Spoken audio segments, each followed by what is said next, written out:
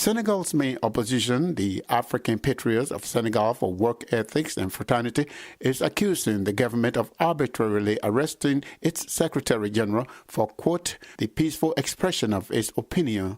The party says Bassirou Diomaye Faye was arrested last Friday for expressing his displeasure with the March 30 court decision in which opposition leader Ousmane Sonko was given a 2-month suspended sentence and fined about $332,000 US in a liable case brought against him by the country's tourism minister, Mme Yassine. Today, Monday, Nya is going back to court to say that the $300,000 fine is not enough. Yassine Fall is vice president for international relations of Pastel Les Patriots. She tells me that the Senegalese court system has been weaponized to exclude Sonko from contesting next year's presidential election, thereby paving the way for President Macky Sall to seek a third term. Our Secretary General, Bassirou Diomaye Faye, wrote on his Facebook a post that stated that the magistrates in the court have not followed due process because Mr. Sonko has been asked to pay $200 million so far, which is about $300,000, to Mr. Mme Yassine, and also have been indicted of 2 months without staying in jail. Mr. Sonko and his lawyers had the opportunity, according to the law, to really write back to the court and reply to that and say that whether they agree or whether they're going to ask for the court to be opened again. They were not given those 30 days. What happened was that Mr. Mme Yassine and the procureur went back and said that they were not happy with the verdict. Despite the fact that the day before Mr. Mme Yassine spoke openly on television and radio and said that he was happy with the verdict, the next day he came back and said he wasn't happy. Now, he didn't sue the person who accused him and wrote a book and demonstrated that indeed he did embezzle funds. He's accusing Mr. Sonko.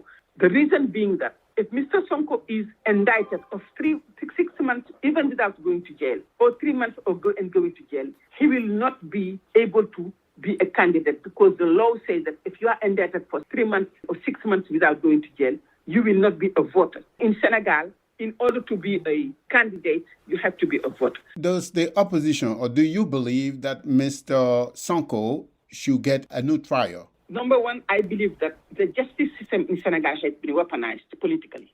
So we do not feel like Mr. Sonko is getting fair trial in Senegal. That's the first statement. The second point is Mr. Sonko should get a fair trial with all magistrates that are not involved into any kind of conflict of interest.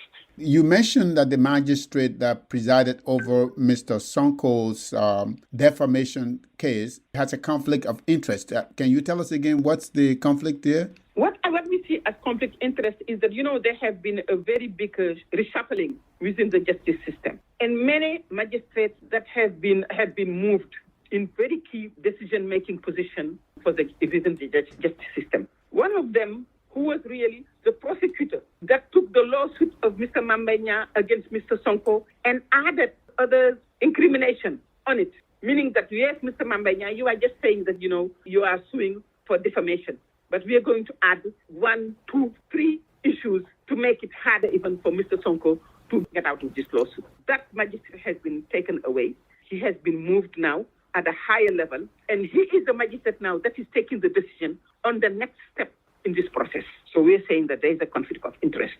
He should not be in charge of that. Also, we are saying that several of the magistrates that are being hired by the president. Now, there is a conflict because the president is the one who hired them, and there is the independence of justice in Senegal because all of these magistrates are hired by the president. They respond to the president through the Minister of Justice. This is the Senegal way in which we live now. The Senegal way, the justice system is being weaponized. The Senegal way, the justice system is being used a political weapon to prevent an opponent from being a candidate.